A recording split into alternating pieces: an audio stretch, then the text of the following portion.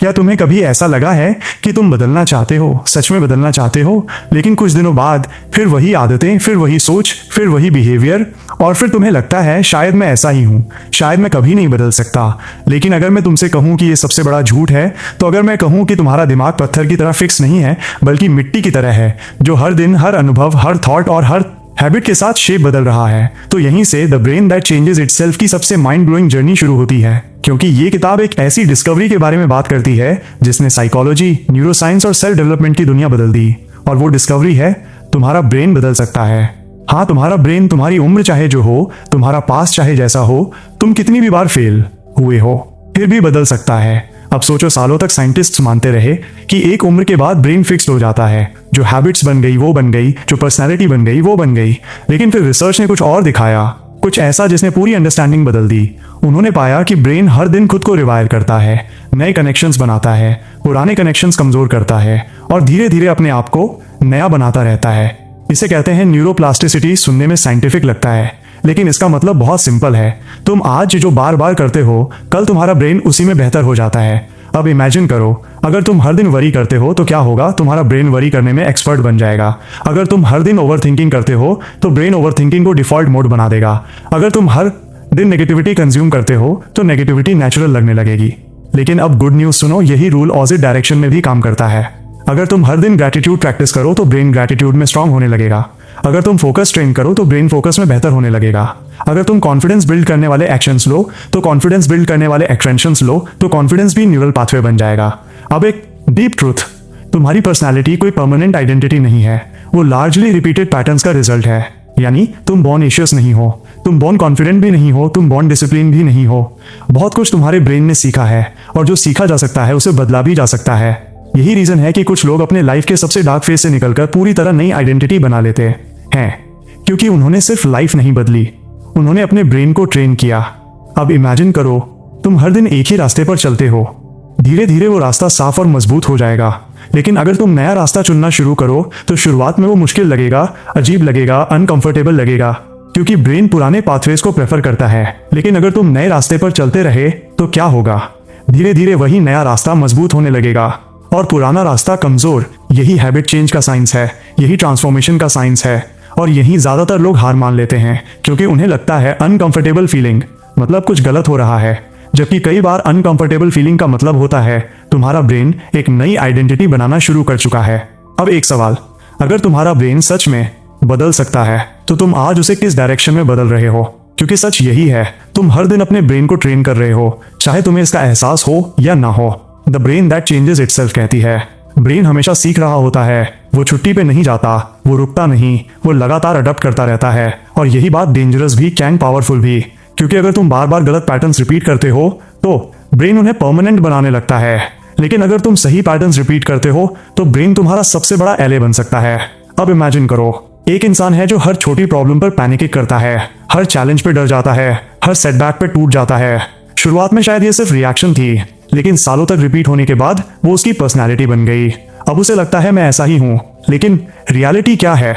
वो ऐसा पैदा नहीं हुआ था, उसका ब्रेन ऐसा ट्रेन हो गया। और जो ट्रेन हो सकता है वो रिट्रेन भी हो सकता है। यही इस किताब की सबसे होपफुल टीचिंग है। अब एक डीप ट्रूथ, तुम्हारा ब्रेन एफिशिएंसी पसंद करता है, वो हर बार नया डिसीजन नहीं लेना चाहता, इसलिए वो हैबिट्स बनाता है ताकि एनर्जी बच सके। यही रीजन है कि शुरू में ड्राइविंग मुश्किल लगती है, लेकिन कुछ महीनों बाद ऑटोमेटिक हो जाती है। शुरू में टाइपिंग डिफिकल्ट लगती है, लेकिन बाद में फिंगर्स खुद चलती हैं। ब्रेन बार बार की गई चीज को ऑटोमेट कर देता है। अब सोचो, अगर एंजाइटी ऑटोमेट हो सकती है तो कॉन्फिडेंस भी हो सकता है। अगर प्रोक्रेस्टिनेशन ऑटोमेट हो सकता है तो डिसिप्लिन भी हो सकता है। अगर प्रोक्रेस्टिनेशन ऑटोमेट हो सकता है तो डिसिप्लिन भी हो सकता है। अगर नेगेटिव थिंकिंग हैबिट बन सकती है तो पॉजिटिव थिंकिंग भी हैबिट बन सकती है। यानी प्रॉब्लम तुम नहीं हो, प्रॉब्लम वो पैटर्न है जो बार बार रिपीट हो रहा है। अब इमेजिन करो, दो लोग हैं, दोनों फेल होते हैं। पहला इंसान सोचता है मैं बेकार हूं, दूसरा सोचता है मुझे कुछ नया सीखना है। एक ही घटना, लेकिन दो अलग इंटरप्रिटेशंस, और यही इंटरप्रिटेशन दो अलग ब्रेन बनाना शुरू कर देती है, क्योंकि ब्रेन सिर्फ इवेंट से नहीं सीखता, ब्रेन इवेंट के मीनिंग से सीखता है। अब एक पावरफुल रियलाइजेशन, तुम्हारी जिंदगी में जो भी स्ट्रगल है वो सिर्फ इमोशनल नहीं हो सकती, वो न्यूरोलॉजिकल भी हो सकती है। मतलब तुम्हारा ब्रेन किसी पुराने पैटर्न में फंसा हुआ हो सकता है, पुराने फियर्स, पुराने बिलीव्स, पुराने रिएक्शंस। और जब तक पैटर्न नहीं बदलता, रिजल्ट भी नहीं बदलता। यही रीजन है कि बहुत लोग एनवायरनमेंट बदलते रहते हैं, सिटी बदलते हैं, जॉब बदलते हैं, फ्रेंड्स बदलते हैं, लेकिन लाइफ नहीं बदलती, क्योंकि पैटर्न वही रहता है और ब्रेन वही स्क्रिप्ट बार बार चलाता रहता है। अब इमेजिन करो, अगर तुम आज से अपने थॉट्स ऑब्जर्व करना शुरू करो, अपनी रिएक्शंस ऑब्जर्व करना शुरू करो और हर बार खुद से पूछो, क्या ये मेरा कॉन्शियस चॉइस है या सिर्फ पुराना ब्रेन पैटर्न, तो क्या होगा? धीरे धीरे अवेयरनेस बढ़ने लगेगी, और अवेयरनेस ही चेंज का पहला स्टेप है, क्योंकि जिस पैटर्न को तुम देख सकते हो उसे तुम बदल भी सकते हो। अब एक और hidden truth, brain change overnight नहीं करता, वो रेपिटेशन से बदलता है, छोटे एक्शन से, छोटे डिसीजन से, छोटी विक्ट्रीज से। यही रीजन है कि ट्रांसफॉर्मेशन ड्रामेटिक नहीं दिखता, लेकिन पावरफुल होता है। आज 1% चेंज, कल 1% चेंज, फिर 1% चेंज, और कुछ महीनों बाद तुम्हें एहसास होता है कि तुम पहले वाले इंसान रहे ही नहीं, क्योंकि धीरे धीरे तुम्हारा ब्रेन नई वायरिंग बना चुका होता है, और यहीं से एक नई रियलाइजेशन शुरू होती है। शायद तुम्हारी लिमिट्स परमानेंट नहीं है, शायद तुम्हारा ब्रेन अभी भी तुम्हारी सोच से कहीं ज्यादा बदल सकता है। और अगर ये बात सच है तो एक बहुत बड़ा सवाल पैदा होता है, अगर ब्रेन बदल सकता है तो फिर इतने लोग सालों तक एक ही जगह क्यों फंसे रहते हैं? क्यों वही फियर्स, वही हैबिट्स, वही प्रॉब्लम्स बार बार उनकी जिंदगी में वापस आती रहती हैं? The brain that changes itself इसका जवाब देती है, क्योंकि ज्यादातर लोग चेंज चाहते हैं, लेकिन ब्रेन को चेंज करने वाली प्रोसेस नहीं अपनाते। वो रिजल्ट चाहते हैं, लेकिन रेपिटेशन नहीं। वो कॉन्फिडेंस चाहते हैं, लेकिन रेपिटेशन नहीं। वो कॉन्फिडेंस चाहते हैं, लेकिन अनकंफर्टेबल एक्शंस नहीं। वो नई आइडेंटिटी चाहते हैं, लेकिन पुरानी हैबिट्स छोड़ना नहीं चाहते, और यही पूरा गेम हार जाते हैं। अब इमेजिन करो, एक जंगल के बीच एक रास्ता है, सालों से लोग उसी रास्ते पे चल रहे हैं, तो क्या होगा? वो रास्ता चौड़ा हो जाएगा, मजबूत हो जाएगा, नेचुरल चॉइस बन जाएगा। लेकिन अगर तुम अचानक नया रास्ता बनाना चाहो तो शुरुआत में क्या होगा? झाड़ियां होंगी, रुकावटें होंगी, कंफ्यूजन होगा, और मन करेगा वापस पुराने रास्ते पे लौट जाओ। ब्रेन के न्यूरल पाथवेज भी बिल्कुल ऐसे ही काम करते हैं। पुरानी हैबिट एक पुराना रास्ता है जो हजारों बार यूज हुआ है, नई हैबिट एक नया रास्ता है जो अभी बनना शुरू हुआ है। यही रीजन है कि जब तुम चेंज शुरू करते हो तो शुरुआत में सब कुछ ऑकवर्ड लगता है, फेक लगता है, डिफिकल्ट लगता है। अब इमेजिन करो, एक इंसान सालों से खुद को कह रहा है, मैं कॉन्फिडेंट नहीं हूँ, मैं लोगों के सामने नहीं बोल सकता, मैं लीडरशिप टाइप इंसान नहीं हूँ। और फिर एक दिन वो डिसाइड करता है कि अब मैं बदल लूंगा, तो क्या होगा? पहले दिन कॉन्फिडेंस नेचुरल नहीं लगेगा, क्योंकि ब्रेन अभी भी पुराने प्रोग्राम पे चल रहा है। लेकिन अगर वो बार बार प्रैक्टिस करे, बार बार एक्शन ले, बार बार नए एक्सपीरियंस क्रिएट करे, तो धीरे धीरे क्या होगा? ब्रेन नई वायरिंग बनाना शुरू कर देगा, और एक दिन वही चीज जो पहले इम्पॉसिबल लगती थी नेचुरल लगने लगेगी। यही न्यूरोप्लास्टिसिटी की मैजिक है। अब एक डीप ट्रुथ, तुम्हारा ब्रेन फेयरनेस में बिलीव नहीं करता, तुम्हारा ब्रेन फेमिलियरिटी में बिलीव करता है। इसलिए कई बार लोग पेन में भी फंसे रहते हैं, क्योंकि वो पेन फेमिलियर है, टॉक्सिक रिलेशनशिप फेमिलियर है, नेगेटिव थिंकिंग फेमिलियर है, सेल्फ डाउट फेमिलियर है, और ब्रेन फेमिलियर चीजों को सेफ मानता है, चाहे वो तुम्हें नुकसान ही क्यों ना पहुंचा रही हो। अब सोचो, कितनी बार तुमने चेंज शुरू किया, लेकिन कुछ दिनों बाद वापस पुराने पैटर्न में चले गए। क्यों? क्योंकि ओल्ड पैटर्न स्ट्रॉन्गर था और न्यू पैटर्न अभी वीक था, यानी फेलियर नहीं हुआ था, सिर्फ वायरिंग अभी पूरी नहीं बनी थी। यहाँ ज्यादातर लोग एक डेंजरस मिस्टेक करते हैं। वो कहते हैं शायद मैं बदल नहीं सकता, जबकि रियलिटी क्या होती है? उन्होंने प्रोसेस बीच में छोड़ दी होती है। अब इमेजिन करो, अगर एक जिम जाने वाला इंसान सिर्फ 5 दिन एक्सरसाइज करके बोले मेरी बॉडी नहीं बदल सकती, तो क्या ये लॉजिकल लगेगा? नहीं, क्योंकि हम जानते हैं बॉडी को चेंज होने में टाइम लगता है। लेकिन जब बात ब्रेन की आती है तो लोग पेशेंस खो देते हैं। उन्हें इंस्टेंट ट्रांसफॉर्मेशन चाहिए, जबकि ब्रेन भी मसल की तरह ट्रेन होता है, रिपीटेड एफर्ट से, रिपीटेड फोकस से, रिपीटेड प्रैक्टिस से। अब एक और पावरफुल रियलाइजेशन, तुम्हारा फ्यूचर सिर्फ गोल से डिसाइड नहीं होगा, तुम्हारा फ्यूचर उन न्यूरल पाथवे से डिसाइड होगा जो तुम आज बना रहे हो। हर बार जब तुम डिसिप्लिन चूज करते हो, एक पाथवे मजबूत होता है। हर बार जब तुम डिस्ट्रैक्शन रेजिस्ट करते हो, एक पाथवे मजबूत होता है। हर बार जब तुम फियर के बावजूद एक्शन लेते हो, एक पाथवे मजबूत होता है, और धीरे धीरे वो एक्शंस एफर्ट नहीं लगते, आइडेंटिटी बन जाते हैं। यही रीजन है कि एक्स्ट्रा ऑर्डिनरी लोग एक्स्ट्रा ऑर्डिनरी पैदा नहीं होते, उन्होंने बस सालों तक अपने ब्रेन को अलग तरीके से ट्रेन किया होता है। अब इमेजिन करो, अगर अगले 1 साल तक तुम हर दिन अपने ब्रेन को थोड़ा बेहतर ट्रेन करो, थोड़ा बेहतर सोचो, थोड़ा बेहतर रिएक्ट करो, थोड़ा बेहतर एक्ट करो, तो क्या होगा? शायद तुम्हारी जिंदगी एकदम से नहीं बदलेगी, लेकिन तुम्हारा ब्रेन बदलना शुरू हो जाएगा। और जब ब्रेन बदलता है तो डिसीजंस बदलते हैं, जब डिसीजंस बदलते हैं तो हैबिट्स बदलती हैं, जब हैबिट्स बदलती हैं तो पूरी जिंदगी बदलने लगती है। और यहीं से इस किताब का सबसे फैसिनेटिंग आइडिया सामने आता है। तुम अपने ब्रेन के कैदी नहीं हो, तुम अपने ब्रेन के आर्किटेक्ट हो, और यही वो रियलाइजेशन है जो इंसान की पूरी जिंदगी बदल सकता है। क्योंकि जिस दिन तुम्हें ये समझ आ जाता है कि तुम्हारा ब्रेन फिक्स नहीं है, उसी दिन एक्सक्यूजेस कमजोर पड़ने लगते हैं। क्योंकि अब तुम ये नहीं कह सकते मैं ऐसा ही हूँ, मेरा नेचर ही ऐसा है, मैं कभी नहीं बदल सकता, क्योंकि साइंस अब कुछ और कह रही है। The brain that changes itself. हमें दिखाती है कि इंसान का ब्रेन उसकी कल्पना से कहीं ज्यादा एडेप्टेबल है। लेकिन यहाँ एक कैच है, ब्रेन बदलता जरूर है लेकिन हमेशा उस डायरेक्शन में नहीं जो तुम्हें पसंद हो। ब्रेन उस डायरेक्शन में बदलता है जिस डायरेक्शन में तुम बार बार ले जाते हो। यही रीजन है कि सोशल मीडिया एडिक्शन बढ़ सकती है, ओवर थिंकिंग बढ़ सकती है, एंग्जाइटी बढ़ सकती है, क्योंकि रेपिटेशन सिर्फ गुड हैबिट्स को नहीं बैड हैबिट्स को भी मजबूत बनाती है। अब इमेजिन करो एक छोटा सा पानी का स्ट्रीम है जो रोज एक ही जगह से बहता है। धीरे धीरे वो मिट्टी में एक गहरी कैनाल बना देता है, फिर पानी ऑटोमेटिकली उसी रास्ते से बहने लगता है। ब्रेन के न्यूरल पाथवेज भी ऐसे ही बनते हैं। जो थॉट बार बार आता है वो गहरा होता जाता है, जो रिएक्शन बार बार रिपीट होती है वो ऑटोमेटिक होती जाती है। और फिर एक दिन तुम सोचते हो मैं ऐसा क्यों हूं, जबकि रियलिटी में तुम्हारा ब्रेन सिर्फ वही पैटर्न चला रहा होता है जिसे सालों से ट्रेन किया गया है।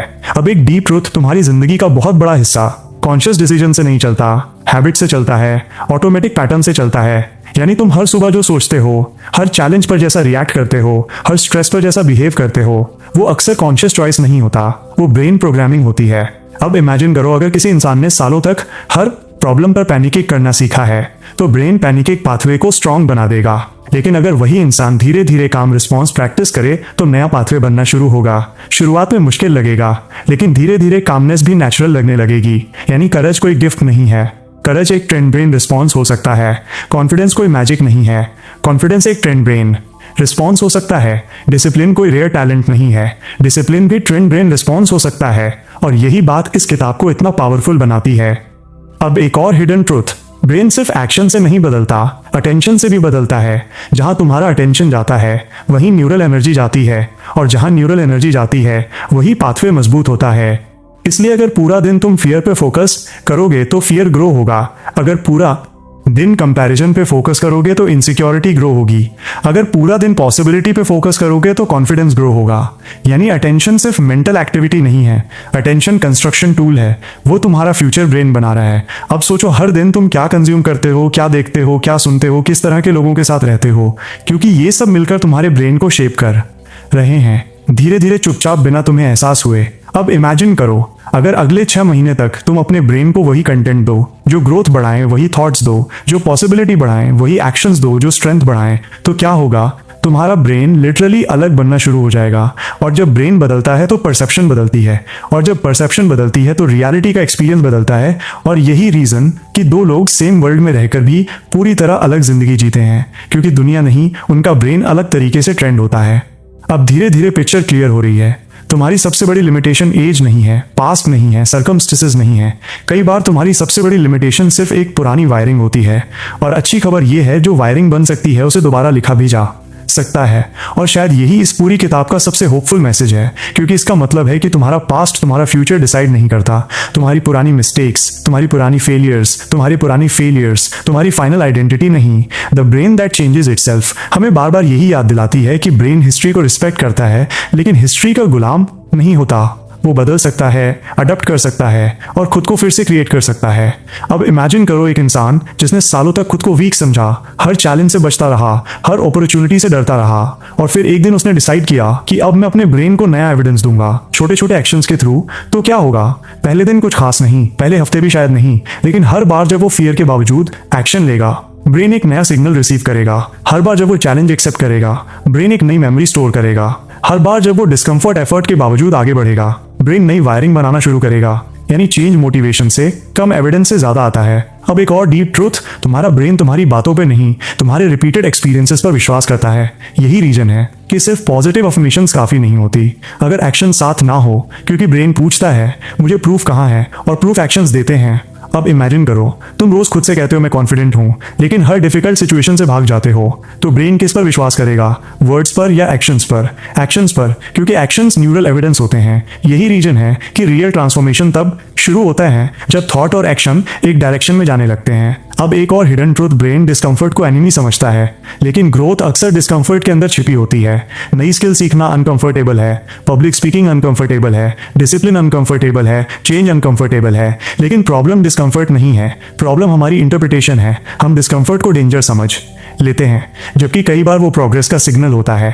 अब इमेजिन करो अगर जिम में मसल्स बोल पाती तो वो भी ग्रोथ के दौरान डिस्कम्फर्ट फील करती, क्योंकि स्ट्रेंथ स्ट्रेस के बाद आती है। ब्रेन भी ऐसा ही है, मेंटल स्ट्रेंथ भी चैलेंज के बाद आती है, न्यूरल ग्रोथ भी रेपिटेशन के बाद आती है, कॉन्फिडेंस भी एक्शन के बाद आता है। यानी शॉर्टकट नहीं है, लेकिन पॉसिबिलिटीज जरूर है। अब एक पावरफुल रियलाइजेशन, तुम हर दिन अपने ब्रेन को वोट दे रहे हो। हर एक्शन एक वोट है, हर हैबिट एक वोट है, हर डिसीजन एक वोट है।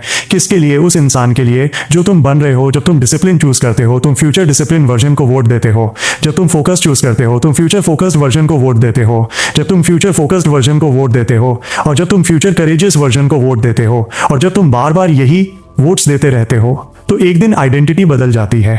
अब इमेजिन करो अगर अगले 12 महीनों तक तुम अपने फ्यूचर सेल्फ के पक्ष में वोट्स देना शुरू कर दो, तो क्या होगा? धीरे धीरे ब्रेन नई वायरिंग बनाएगा, नई हैबिट्स बनाएगा, नए रिएक्शंस बनाएगा, और फिर एक दिन लोग तुम्हें देखकर कहेंगे, यार तुम तो पूरी तरह बदल गए। लेकिन उन्हें वो हजारों इनविजिबल वोट्स नहीं दिखेंगे जो तुमने हर दिन दिए थे। अब धीरे धीरे पिक्चर और क्लियर हो रही है। चेंज कोई मिरेकल नहीं है, लेकिन ब्रेन का बदलना एक तरह का मिरेकल जरूर है, क्योंकि इसका मतलब है कि चाहे आज तुम जहां भी हो, तुम वहीं रहने के लिए मजबूर नहीं हो। और यहीं से इस किताब का सबसे लाइफ चेंजिंग रियलाइजेशन सामने आता है। तुम्हारा फ्यूचर किसी फिक्स डेस्टिनी में नहीं लिखा, वो हर दिन तुम्हारे ब्रेन के अंदर लिखा जा रहा है। और अगर ये बात सच है, तो शायद तुम्हें अपनी जिंदगी को देखने का तरीका बदलना पड़ेगा, क्योंकि अभी तक शायद तुम अपने पास्ट को देखकर फ्यूचर डिसाइड कर रहे थे। मैं हमेशा ऐसा ही रहा हूं, मैं पहले भी फेल हुआ था, मुझसे डिसिप्लिन नहीं होता, मैं जल्दी चेंज नहीं कर पाता। लेकिन अब एक नया सवाल पूछो, अगर तुम्हारा ब्रेन हर दिन बदल रहा है, तो फिर तुम अपने पुराने वर्जन को इतना क्यों दे रहे हो? The brain that changes itself की सबसे इंस्पायरिंग बात यही है कि इंसान अपनी कहानी का कैदी नहीं है, वो अपनी कहानी का लेखक भी बन सकता है। लेकिन इसके लिए उसे पहले यह मानना पड़ेगा कि चेंज पॉसिबल है, क्योंकि जब तक तुम बिलीव ही नहीं करते कि तुम बदल सकते हो, तब तक तुम्हारा ब्रेन भी उसी पुराने पैटर्न को रिपीट करता रहेगा। अब इमेजिन करो एक इंसान है जो सालों से प्रोक्रास्टिनेशन से लड़ रहा है। वो सोचता है मैं लेजी हूं, लेकिन रियलिटी क्या है? शायद वो लेजी नहीं है, शायद उसका ब्रेन डिले करने की हैबिट में एक्सपर्ट हो गया है। और एक्सपर्ट किससे बना? रेपिटेशन से। तो फिर सॉल्यूशन क्या है? नई रेपिटेशन, नई वायरिंग, नए एक्शंस। यही रीजन है कि चेंज एक डिसीजन से शुरू होता है, लेकिन रेपिटेशन से कंप्लीट होता है। अब एक डीप ट्रूथ, दुनिया में बहुत लोग नॉलेज कलेक्ट करते रहते हैं, एक और बुक, एक और वीडियो, एक और कोर्स, लेकिन उनकी जिंदगी नहीं बदलती। क्यों? क्योंकि ब्रेन इंफॉर्मेशन से नहीं, एक्सपीरियंस से बदलता है। तुमने क्या पढ़ा, उससे कम फर्क पड़ता है। तुमने क्या रिपीट किया, उससे ज्यादा फर्क पड़ता है। अब इमेजिन करो अगर आज से तुम सिर्फ एक पावरफुल हैबिट चूज करो और अगले 6 महीने उसे रिपीट करो, तो क्या होगा? पहले दिन छोटा चेंज, पहले हफ्ते छोटा चेंज, पहले महीने छोटा चेंज, लेकिन फिर कंपाउंड इफेक्ट शुरू होगा और धीरे धीरे तुम्हारा ब्रेन उस नई आइडेंटिटी को नॉर्मल मानने लगेगा। यही रीजन है कि एक्स्ट्रा ऑर्डिनरी ट्रांसफॉर्मेशंस अक्सर इनविजिबल शुरू होते हैं। बाहर कुछ नहीं दिखता, लेकिन अंदर वायरिंग बदल रही होती है, और जब वायरिंग बदलती है तो बिहेवियर बदलता है। जब बिहेवियर बदलता है तो रिजल्ट्स बदलते हैं, और जब रिजल्ट्स बदलते हैं तो पूरी जिंदगी बदल जाती है। अब एक और पावरफुल रियलाइजेशन, तुम्हारा ब्रेन तुम्हारा एनिमी नहीं है, वो तुम्हारे अगेंस्ट काम नहीं कर रहा, वो बस वही स्ट्रांग बना रहा है जो तुम बार बार यूज कर रहे हो। अगर तुम फियर यूज करोगे, फियर स्ट्रांग होगा। अगर करेज यूज करोगे, करेज स्ट्रांग होगा। अगर डिस्ट्रैक्शन यूज करोगे, डिस्ट्रैक्शन स्ट्रांग होगा। अगर फोकस यूज करोगे, फोकस स्ट्रांग होगा। यानी सवाल ये नहीं है कि तुम्हारे पास पोटेंशियल है या नहीं, सवाल ये है तुम रोज किस पाथवे को मजबूत कर रहे हो। अब इमेजिन करो 5 साल बाद का तुम आज के तुम्हें देख रहा है और सिर्फ एक चीज पूछ रहा है कि क्या तुमने अपने ब्रेन को चांस दिया था? क्या तुमने खुद को बदलने का मौका दिया था? क्या तुमने नई वायरिंग बनने से पहले हार मान ली थी? क्योंकि कई बार लोग फेलियर की वजह से नहीं रुकते, वो इसलिए रुकते हैं क्योंकि चेंज को इनफ टाइम नहीं देते। और यही सबसे बड़ा नुकसान है, क्योंकि शायद जिस ब्रेक थ्रू का तुम इंतजार कर रहे थे वो सिर्फ कुछ और रेपिटेशंस दूर था, कुछ और रेपिटेशंस दूर था, कुछ और कर्जियस डिसीजंस दूर था। अब अगर ये वीडियो तुम्हें सिर्फ नॉलेज नहीं, एक नई पॉसिबिलिटी दिखा रहा है, तो इसे यहीं खत्म मत होने देना। इसे लाइक करो, क्योंकि शायद किसी और को भी ये जानने की जरूरत है कि वो ब्रोकन नहीं है। उसका ब्रेन सिर्फ रीट्रेनिंग का इंतजार कर रहा है। सिर्फ मोटिवेशन नहीं मिलती, यहाँ वो आइडियाज मिलते हैं जो तुम्हारी थिंकिंग को बदलते हैं। और जब थिंकिंग को बदलते हैं, और जब थिंकिंग बदलती है, तो धीरे धीरे पूरी जिंदगी बदलने लगती है। और कमेंट में लिखो अगर तुम अपने ब्रेन की एक हैबिट बदल सकते तो वो कौन सी होती, क्योंकि अवेयरनेस ही ट्रांसफॉर्मेशन का पहला स्टेप है। अब आखिरी बात, अगर तुम सच में समझना चाहते हो कि ब्रेन कैसे बदलता है, हैबिट्स कैसे बनती है, आइडेंटिटी कैसे ट्रांसफॉर्म होती है, और साइंस किस तरह होप देती है, तो इस किताब को जरूर पढ़ो। लेकिन इसे ऐसे मत पढ़ना जैसे तुम सिर्फ इन्फॉर्मेशन लेने आए हो। इसे ऐसे पढ़ना जैसे तुम अपने दिमाग का हिडन ऑपरेटिंग सिस्टम समझने जा रहे हो। हर चैप्टर तुम्हें यह एहसास कराएगा कि तुम अपनी लिमिटेशंस नहीं हो, तुम अपने पास नहीं हो, तुम अपनी पुरानी वायरिंग भी नहीं हो, तुम उससे कहीं ज्यादा हो। इस किताब का लिंक डिस्क्रिप्शन में है, लेकिन उसे ऐसे मत खोलना जैसे तुम एक और सेल्फ हेल्प बुक देखने जा रहे हो। उसे ऐसे खोलना जैसे तुम अपने फ्यूचर वर्जन से मिलने जा रहे हो, उस वर्जन से जो फोकस्ड है, कॉन्फिडेंट है, अपटेबल है और लगातार ग्रो कर रहा है। क्योंकि आखिर में सबसे बड़ी डिस्कवरी ये नहीं है कि ब्रेन बदल सकता है, सबसे बड़ी डिस्कवरी ये है कि तुम भी बदल सकते हो। और जिस दिन तुमने इस बात पर सच में विश्वास कर लिया, उसी दिन से तुम्हारा ट्रांसफॉर्मेशन शुरू हो जाएगा।